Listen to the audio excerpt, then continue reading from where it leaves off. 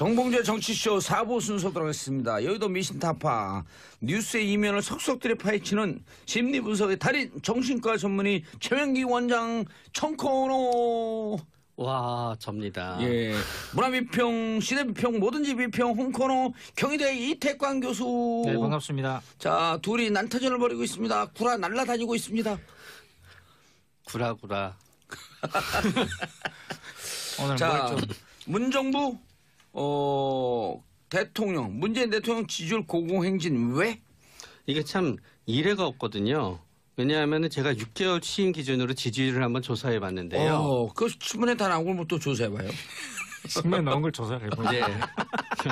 직접 해보실 수는 없지. 직접 해본 건 아니고. 돈이 많이 들어 직접 해보면. 할 수도 없어요. 이미 다 옛날이니까요. 아니 그냥 물타기 한 거 그냥 지나가세요 얼른. 네. 자, 노태우 대통령은 53%였고요. 6개월 됐을 때요. 예. 김영삼 대통령은 83%였습니다. 오, 여기 1등이네. 김대중 대통령은 56%였고요. 예. 노무현 대통령은 29%였고 이명박 대통령은 24%. 박근혜 대통령은 59%. 예. 문재인 대통령은 73%입니다. 야, 2위.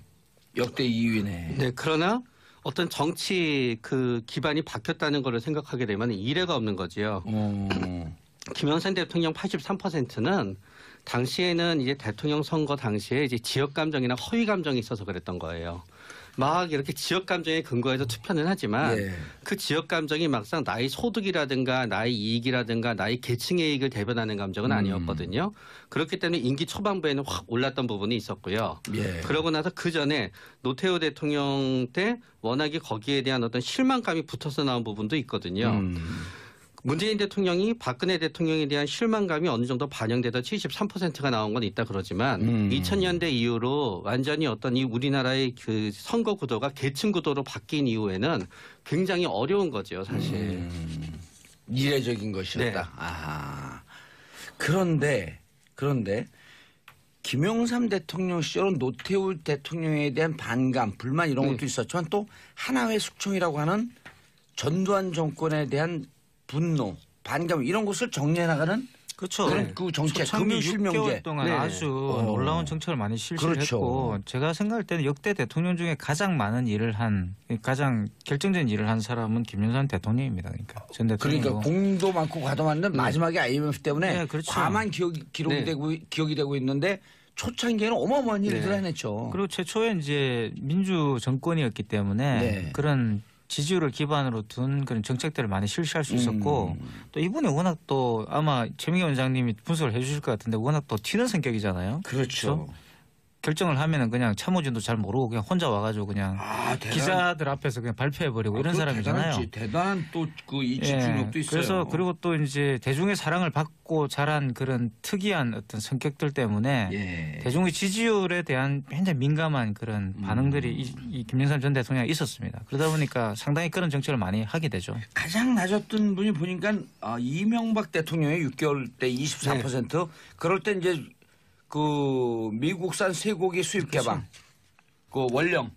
저는 이것도 이제 이명박 전 대통령 지지율이 왜 이렇게 확 떨어지게 됐냐면 예. 물론 이명박 지지자들이나 그 당시에 정부 관계자들은 잘 뭐 이해를 못 하시고 계속 시민들의 뭐 이 부안 애동 이런 걸 자꾸 지적하시는데 우리나라 사람들은요 유권자든 뭐든 간에 거짓말하면 안 됩니다. 그러니까 이명박 대통령이 전 대통령이 그 당시에 거짓말을 했죠. 쇠고기와 관련돼서 예. 수입과 관련돼서 협상을 분명히 이 유리하게 이끌 것이라고 이야기를 해놓고 가서 전격적으로 다 수용하고 와버렸잖아요. 아니 그러니까 노무현 정부 시절에 특히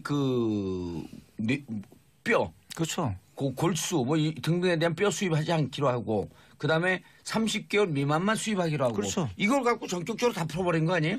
그러니까 이명박 전 대통령은 그거 가서 자기들에게 유리하게 하고 오겠다라고 약속을 하고 갔었어요. 우리 국민에게 유리하게 하겠다. 또 그리고 우리 다 내주고 국민들의 간 거 아니에요? 건강권을 생각하겠다. 그러고 갔는데 다 내주고 온 거 아닙니까? 그냥 거짓말을 한 거죠 거기에서. 거기다 하나 더 하면은 사태가 이렇게 됐을 때 제가 잘못했습니다 해야 되는 건데 광우병 사태가 났을 때 국민들 당신이 무식해서 그런 거야.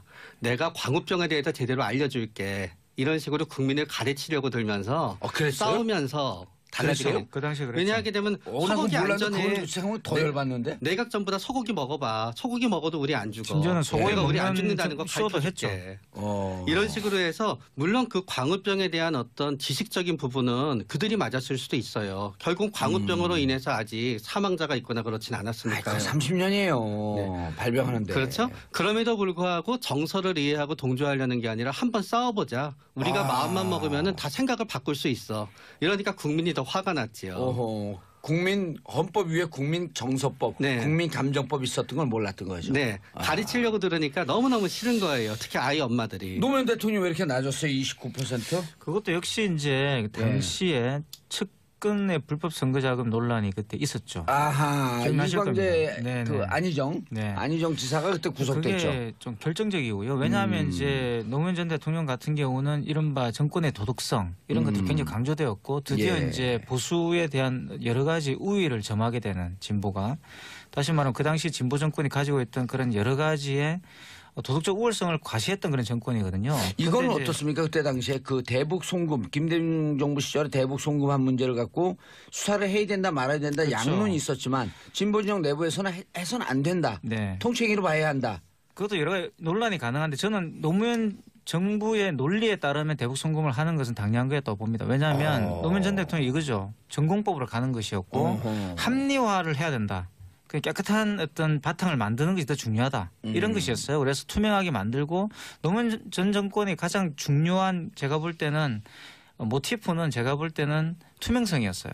투명성을 확보하는 것이었고 정직한. 그렇죠. 정직성이었고 그런데 이제 그게 불법 선거자금 문제가 불거지니까 이제 역풍을 맞은 거죠. 알겠습니다. 오늘 두 분 합이 그냥 기가 막혀요. 준비를 좀 많이 해오신 모양인데. 평소에 생각하던 거라서 그렇죠.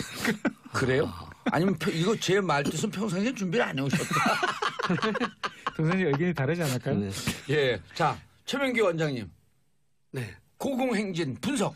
전 첫 번째는 예. 북한이 도와주고 있는 측면이 있어요. 북한 어떤 의미에서 북한이 핵 위기를 갖다 일으키는 거는 문재인 대통령의 지지율에 문재인 대통령의 지지율에 어떤 안 좋은 영향을 미칠 것 같지만 사실은 북한이 이렇게 세게 나오기는 사는 문재인 대통령도 북한에 세게 나갈 수밖에 없어요. 오호. 그렇기 때문에 북한에 대해서 강경한 입장을 취할 수밖에 없게끔 북한이 만들어주기 때문에 문재인 대통령을 안보적인 이슈로 인해서 문재인 대통령을 거부하던 사람들이 거부할 명분이 없어지는 거예요. 사드도 배치했고 교전축직도 얘기하고 북한에 대해서 상당히 군이 강화가 되거든요.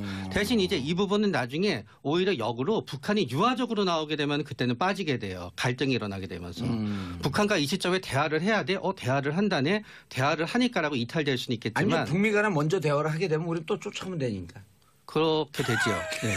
두 번째는 이제 아까 이전에 이제 노무현 전 대통령도 이 지지율이 떨어졌었던 이유가 대북 송금을 하면서 호남에서 지지율이 많이 맞아요. 이탈됐었어요. 비슷하게 문재인 대통령이 후보 시절에는 예. 새정치연합이 있었을 때는 호남에서 지지율이 많이 이탈하다가 보니까 대선 주자 지지율이 올라가는 데 한계가 있었거든요. 그런데 대통령이 된 다음에 5.18을 갖다 확실하게 재조사하고 있는 거예요. 예. 그러다 보니까 호남 지지율이 어느 정도 유지가 되는 거예요. 유지가 아니라 이제 83%가 나와요. 네. 제가 여론조사 기간을 갖고 있잖아요. 네, 진짜 그 전부 다 당시에 안매장을 했었던 곳을 갖다 지금의 하나하나 전부 다 뒤지고 전부 다 다시 발굴하고 있잖아요. 문화재 팀을 이용해서. 그거 왜 노무현 대통령이 안 하셨을까? 진상 규명을 하는 것이 우선이냐 보상이 우선이냐였는데요. 예. 사실 이제 보상 우선으로 갔던 거죠. 그거는 뭐 왜 안 진상이- 했을까라기보다는요. 그 당시에 어떤 분위기가 그랬다고 보셔야 됩니다. 그러고 나서 김정숙 여사의 활약이 있어갖고 여성표를 갖다 사실은 문재인 대통령의 지지가 나오지 않는 곳에서 여성표의 지지를 갖다 얻어낼 수 있는 거예요. 여성표의 지지가 두 번째. 세 번째네 그게 호남 지지율까지 끌어올리고. 근데 북한이 도와줬다라고 하는 것은 이제 안보에 대해서 분명히 입장을 만들었다라고 하는데 북한이 그럼 미국도 도와줬고 무기 많이 팔아먹었어요. 350억 달러. 또 아베도 도와갖고 집권 2기에 들어가게 했어요. 북한이 다 도왔어요? 참 역설적이네요, 그죠? 아니 그럼 우리가 지금 셋이 앉았고 북한을 찬양 고무하는 거예요? 국가보안법으로 다 구속돼요? 근데 북한도 사실 지금 전국을 좀 이용하는 게 있죠. 만약에 이제 힐러리 클린턴이 만약에 대통령이 됐다. 예. 그럼 북한이 저렇게 하기 굉장히 곤란할 겁니다. 왜냐하면 계속 그 힐러리는 미사일 쏴대기가 좀 곤란했죠. 힐러리는 기본적으로는 이제 냉전 체제를 재구축하는 데 목적이 있었기 때문에 상당 부분 만약에 했을 경우는 지금과 다른 상황이 전개됐을 수가 있어요. 그런데 트럼프는 사실 실질적으로 대북 정책에 대해서 안이 없거든요, 이 사람은. 오직 국내 누구요? 정치에 트럼프는 아, 국내 정치에 관심이 많은 국내 정치예요. 정치를 예. 좀 이렇게 반올림하려고 그렇죠. 지금 쓰는 그리고 지지율은 또 바닥이고. 예. 이러니까 사실 어떻게 보면 뭐 샌드백인 거죠. 그러니까 트럼프. 북한 김정수 여사 지지율이 문재인 대통령 지지율을 넘어서기도 해. 영부인 인기가 영향을 미쳤을까 했는데 제가 갖고 있는 여론조사 기관에 따르면 이게 실질적으로 많은 영향을 미쳤다고 하더라고요. 아, 저는 예. 긴장했었어요. 실질적으로 많은 영향을 미치지 않는다고 해서 제가 틀릴까봐. 아니. 왜냐하면 네. 김정수 여사의 지지율이 문재인 대통령 국정수행 지지보다 넘어가는 경우가 많아요. 네. 왜냐하면은 이렇게 발로 뛰면서 열심히 일하는 탈권위적인 대통령 영부인이 처음인 거예요. 그랬나요? 네. 물론 뭐 현장에도 지금까지 가고 이제 그렇긴 하지만 대통령보다 이제 앞서 모습 존재감을 과시했던 분은 이제 유경수 여사 이외에는 없죠. 그러나 네. 유경수 여사도 실질적으로 고무장갑 끼고 수해 현장에서 일을 하거나 그런 건 아니었었던 그분은 그런 분은 거잖아요. 아니었어요. 네. 그런 다음에 수현장에서 우리 집사람도 일 잘하는데. 만약에 도사님께서 대통령이 되신다고 가정하게 되면 예. 아내분의 덕을 크게 보실 거예요.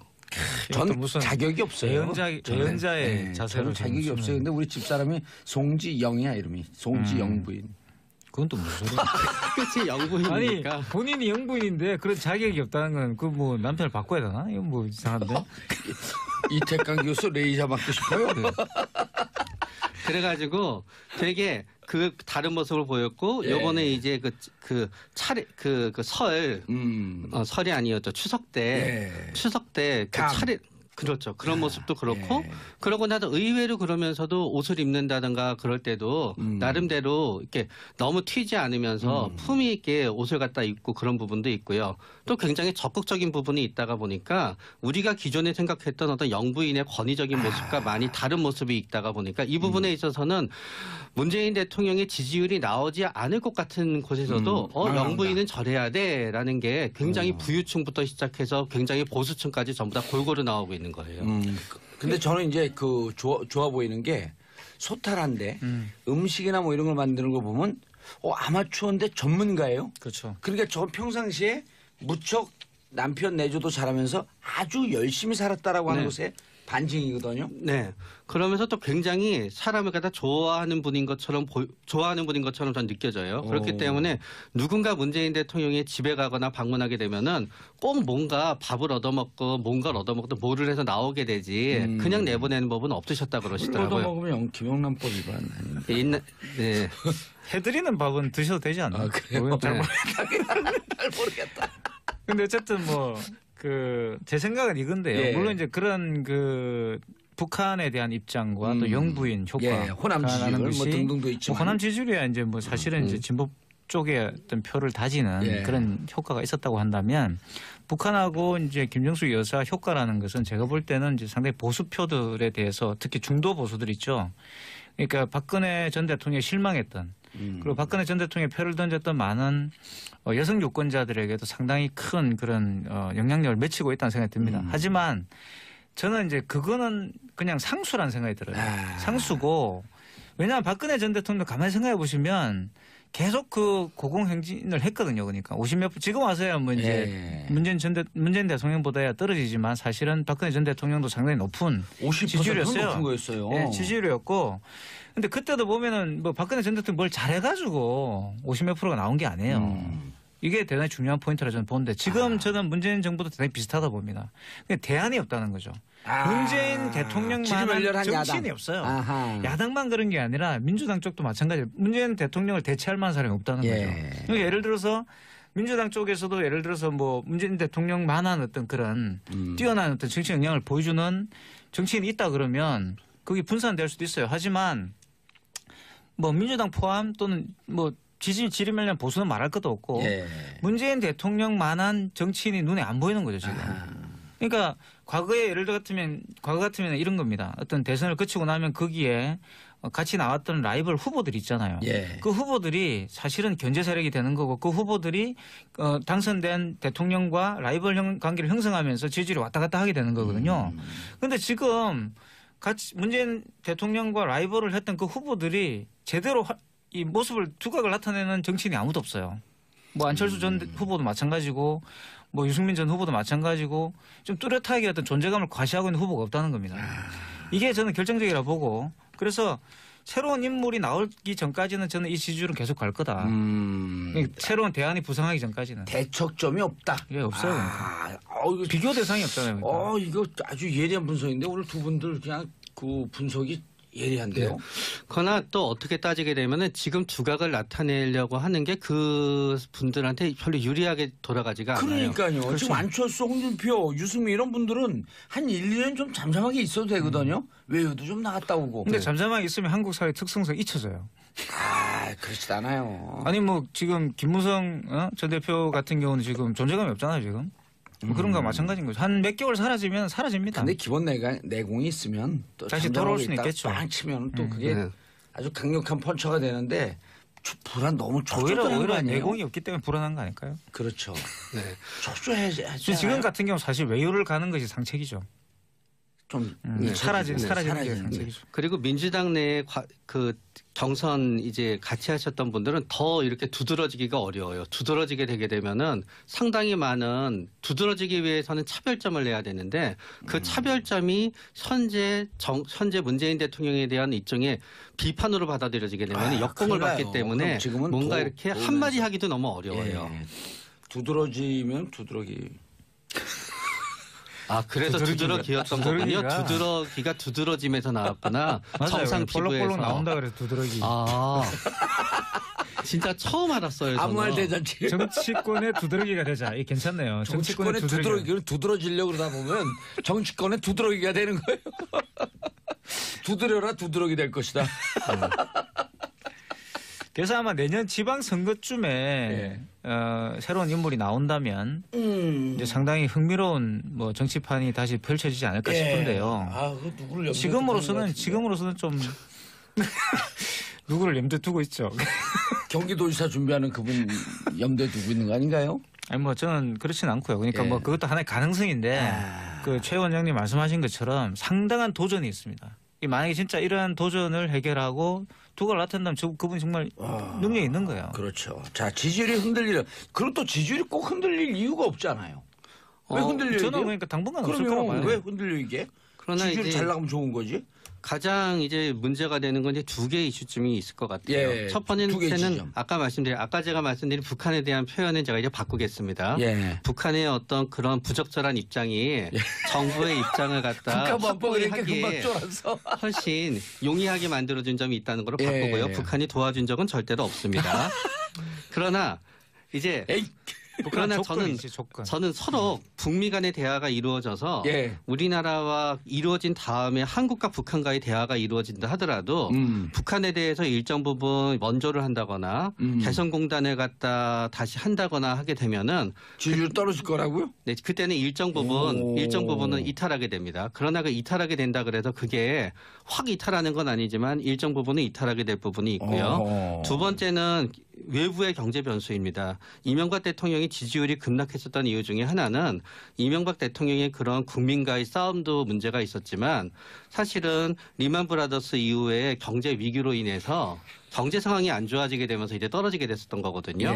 그렇기 때문에 만약에 외부 경제의 변수가 일어나게 된다면 2년 후 3년 뒤에 이 두 개가 동시에 일어나게 되면은 우리 경제도 어려운데 무슨 북한에 대해서 도와줄 수 여지가 돼 그러면서 그때는 많은 부분이 보수층이 다시 우리 제대로 된 보수가 있어야 되겠어라고 하면서 새로운 인물을 찾아낼 가능성이 올라가게 됩니다. 아니 도와주는 게 아니고 남북 경협을 통해서 한국 경제의 활로를 찾자. 블루오션의 개척이다. 이런 의미로 가면 좀 달라지지 않나요? 그래도 이 교수님. 그렇죠. 그 남북 경협 같은 경우도 만약에 제대로 이제 그 실행이 되고 북한이 전격적인 태도로 나오고 왜냐하면 이게 이제 우리 경제 문제와 관련이 있기 때문에 앞으로도 그런 정기적인 어떤 상황이 벌어질 수는 있죠.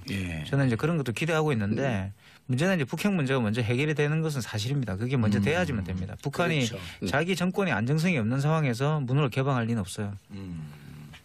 알겠습니다. 그런데 이제 남북관계 개선이라고 하는 게 대화 국면으로 가는 게 지지율의 상승의 요인이 될까요? 하락의 요인이 될까요? 저는 일단 상승의 요인이 될 거라고 생각해요. 그러니까 두 분이 상당히 견해가 많은 용산 부분에서는 또 상승이 될 거라고 일단은 봅니다. 상승의 요인이 되지만 예. 막상 거기에 있어서 경제 협력이 되면서 뭔가 그게 똑같이 바라보는 입장이 달라지는 거예요. 네. 합리적으로는 아무리 경제 협력일지언정 비합리적인 입장에서 바라보게 되면은 그거는 원조가 되거든요.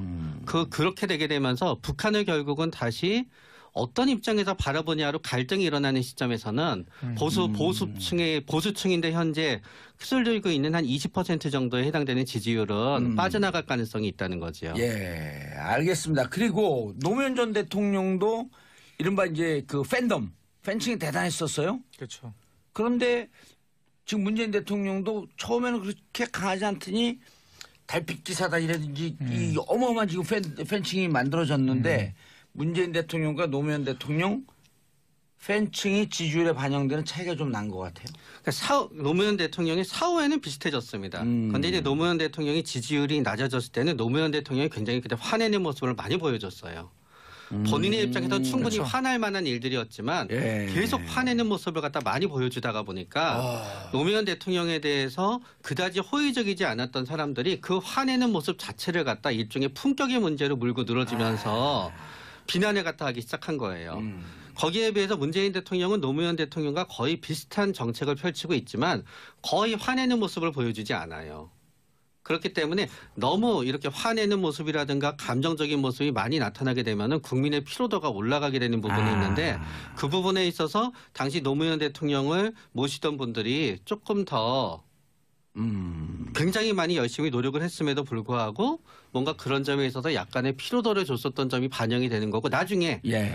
노무현 전 대통령이 사후에는 우리가 객관적으로 보게 되고 많은 부분을 갖다 기억하게 되면서는 예. 오히려 사후에는 그분의 업적이라든가 그분의 좋은 점을 기억하게 되면서 지지율이 역상승하게 되는 역주행을 하게 되는 예. 부분이 생기게 되는 거예요. 자, 이태강 교수님, 네. 박근혜 전 대통령 콘크리트 지지율 30%다. 마지막에 이제 5%까지 떨어졌지만 문재인 대통령의 콘크리트 지지율 절대 빠지지 않을 수 있는 지지율 몇 %? 저도 한 30%될 거라고 봅니다. 그래요? 그러니까 보통 진보 너무 낮게 보수가 본 거 아니에요? 아니 콘크리트 지지율이 그렇죠. 무슨 일이 있더라도 예. 이제 문재인 대통령을 지지할 사람들이 예. 한 30% 되지 않을까 싶고요. 그게 이제 근데 이 최 원장님 말씀 제가 좀 덧붙이자면 예. 문재인 정부는 사실 이 팬층의 그런 지지도라든가 이런 걸 중심으로 해서 예. 지금 정책을 펼치고 있는 것 같지는 않아요. 여러 가지 면에서 보면 굉장히 골고루 정책을 펼치고 있고 그런 면에서 상당히 이제 뚝심 있는 그런 행정을 보여줬기 때문에 예. 지지율이 유지되고 있는 것이지. 이 과거처럼 이렇게 팬층 중심의 그런 그 지지율이라고 생각하지는 않습니다. 그럼 둘 중에 하나 찍어보세요. 51.8%가 하한선일까? 콘크리트 지지율일까? 아니면 41.6%가 콘크리트 지지율일까? 둘 중에. 41.6% 정도 되겠죠. 여기는요. 저도 40% 내외는 41. 아니 정확하게 둘 중에 51.8이냐 41.6이냐. 콘크리트라고 하려고 그러면 낮을수록 더 확률상 유리하죠. 41.6. 제가 두 개를 한 거는요. 5.18 정신의 반영이냐 4.16 참사를 잘 수습한 것의 반영이냐 이걸 물어본 거예요. 의미 있는 질문이잖아요. 맞아요. 예. 자, 인천 영흥도에서 발견된 실종자 시신 낚싯배 선장으로 확인됐다고 하는 안타까운 소식입니다. 자, 오늘 대통령 지지율은요 그간 여론조사 추이를 바탕으로 말씀을 나눈 것이고요. 자세한 조사 내용은 한국갤럽 홈페이지나 중앙선거 여론조사심의위원회 홈페이지 참조하시길 바라겠습니다. 자, 두 분 인사하시고요. 네, 감사합니다. 오늘 합의 좋았어요. 네. 예, 저는 내일 10시 5분에 다시 돌아오겠습니다. 한반도 긴장은 고조되고 있지만 평화를 사랑하는 대한민국 국민 여러분 감사합니다. 땡큐 피스 코리아. 정봉재 정치쇼 4부 순서 들어가겠습니다. 여의도 미신타파 뉴스의 이면을 속속들이 파헤치는 심리분석의 달인 정신과 전문의 최명기 원장 청코노. 와, 접니다. 예, 문화비평, 시대비평, 뭐든지 비평, 홍코노, 경희대 이태광 교수. 네, 반갑습니다. 자, 둘이 난타전을 벌이고 있습니다. 구라 날라다니고 있습니다. 구라구라. 오늘 자, 뭘 좀 문정부 대통령, 문재인 대통령 지지율 고공행진 왜? 이게 참 이례가 없거든요. 왜냐하면 제가 6개월 취임 기준으로 지지율을 한번 조사해 봤는데요. 그 신문에 다 나온 걸 또 조사해봐요. 신문에 나온 걸 조사를 해보죠. 이제 직접 해보실 수는 없지. 직접 해본 건 아니고 돈이 많이 들어 직접 해보면. 할 수도 없어요. 이미 다 옛날이니까요. 아니 그냥 물타기 한 거 그냥 지나가세요 얼른. 네. 자, 노태우 대통령은 53%였고요. 6개월 됐을 때요. 예. 김영삼 대통령은 83%였습니다. 오, 여기 1등이네. 김대중 대통령은 56%였고요. 예. 노무현 대통령은 29%였고 우와. 이명박 대통령은 24%, 우와. 박근혜 대통령은 59%, 예. 문재인 대통령은 이제 73%입니다. 야, 2위. 역대 2위네. 네, 그러나 어떤 정치 그 기반이 바뀌었다는 것을 생각하게 되면 이례가 없는 거지요. 김영삼 대통령 83%는 당시에 결정을 하면은 그냥 참모진도 잘 모르고 그냥 혼자 와가지고 그냥 기자들 앞에서 그냥 발표해버리고 이런 사람이잖아요. 대단한 또 그 이 집중력도 있어요. 그래서 그리고 또 이제 대중의 사랑을 받고 자란 그런 특이한 어떤 성격들 때문에 예. 대중의 지지율에 대한 굉장히 민감한 그런 반응들이 이 김영삼 전 대통령이 있었습니다. 그러다 보니까 상당히 그런 정책을 많이 하게 되죠. 가장 낮았던 분이 보니까 이명박 대통령의 6개월 때 24%. 그럴 때 이제 그 미국산 쇠고기 수입 개방, 그 원령.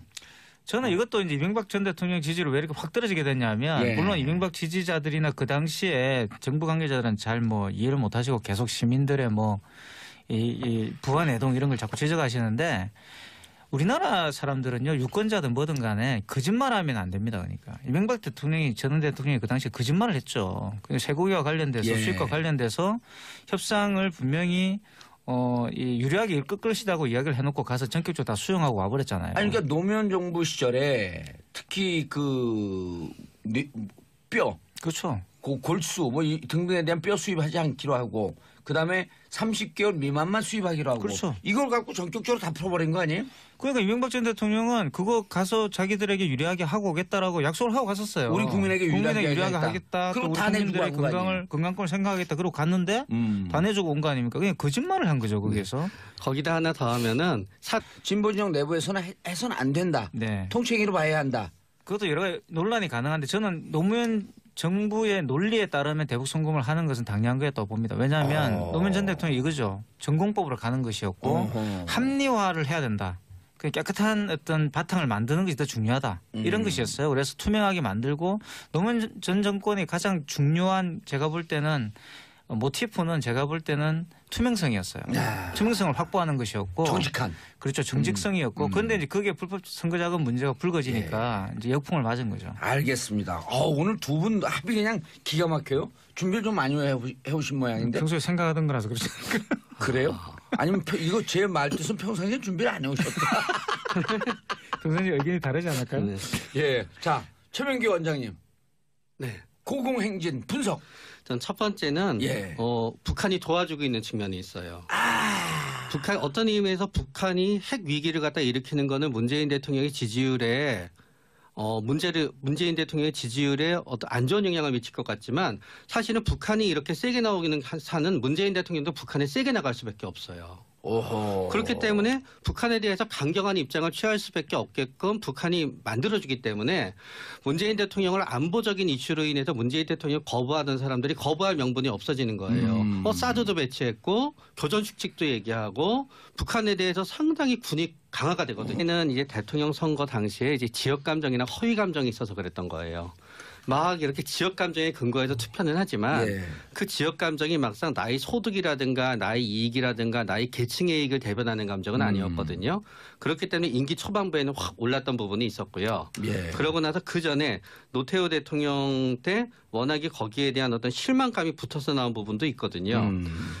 문재인 대통령이 박근혜 대통령에 대한 실망감이 어느 정도 반영돼서 73%가 나온 건 있다 그러지만 2000년대 이후로 완전히 어떤 이 우리나라의 그 선거 구도가 계층 구도로 바뀐 이후에는 굉장히 어려운 거죠, 사실. 이례적인 것이었다. 네. 그런데 김영삼 대통령 시절은 노태우 대통령에 대한 반감, 불만 이런 것도 있었지만 또 하나회 숙청이라고 하는 전두환 정권에 대한 분노, 반감 이런 것을 정리해 나가는 그렇죠. 그런 그 정책, 금융 실명제. 6개월 동안 네. 아주 놀라운 정책을 많이 실시를 그렇죠. 했고 제가 생각할 때는 역대 대통령 중에 가장 많은 일을 한 가장 결정적인 일을 한 사람은 김영삼 대통령입니다. 그러니까 전 대통령. 그러니까 공도 많고 과도 많은데 마지막에 IMF 때문에 네, 그렇죠. 과만 기록이 네. 되고 있는데 초창기에는 어마어마한 일을 네. 해냈죠. 그리고 최초에 이제 민주 정권이었기 때문에 네. 그런 지지율을 기반으로 둔 그런 정책들을 많이 실시할 수 있었고 또 이분이 워낙 또 아마 최민희 원장님이 분석을 해주실 것 같은데 워낙 또 튀는 성격이잖아요. 그렇죠. 사태가 이렇게 됐을 때 제가 잘못했습니다 해야 되는 건데 광우병 사태가 났을 때 국민들 당신이 무식해서 그런 거야. 내가 광우병에 대해서 제대로 알려줄게. 이런 식으로 국민을 가르치려고 들면서 그랬어요? 싸우면서 달라지게 그랬어요? 그 당시에 그랬죠. 왜냐하게 되면 소고기 안전에 그걸 생각하면 더 열받는데. 내각전보다 소고기 먹어봐. 소고기 먹어도 우리 안 죽어. 심지어는 소고기 내가 우리 안 먹는 죽는다는 거 쇼도 가르쳐줄게. 어. 이런 식으로 해서 물론 그 광우병에 대한 어떤 지식적인 부분은 그들이 맞았을 수도 있어요. 결국 광우병으로 인해서 아직 사망자가 있거나 그렇진 않았으니까요. 30년이에요. 발병하는데. 그렇죠. 그럼에도 불구하고 정서를 이해하고 동조하려는 게 아니라 한번 싸워보자. 우리가 마음만 먹으면 다 생각을 바꿀 수 있어. 이러니까 국민이 더 화가 났지요. 오호. 국민 헌법 위에 국민 정서법, 네. 국민 감정법이 있었던 걸 몰랐던 거죠. 네. 가르치려고 들으니까 너무너무 싫은 거예요. 특히 아이 엄마들이. 노무현 대통령 왜 이렇게 낮았어요? 29%? 그것도 역시 이제 당시에 측근의 불법 선거자금 논란이 그때 있었죠. 아하. 기억나실 이광재 겁니다. 네, 그 네. 안희정 네. 안희정 지사가 그때 구속됐죠. 그게 좀 결정적이고요. 왜냐하면 이제 노무현 전 대통령 같은 경우는 이른바 정권의 도덕성 이런 것들이 굉장히 강조되었고 드디어 예. 이제 보수에 대한 여러 가지 우위를 점하게 되는 진보가 다시 말하면 그 당시 진보 정권이 가지고 있던 그런 여러 가지의 도덕적 우월성을 과시했던 그런 정권이거든요. 이거는 근데 이제 어떻습니까? 그때 당시에 그 대북 송금, 김대중 정부 시절에 대북 송금한 문제를 갖고 수사를 해야 된다 말아야 된다 그렇죠. 양론이 있었지만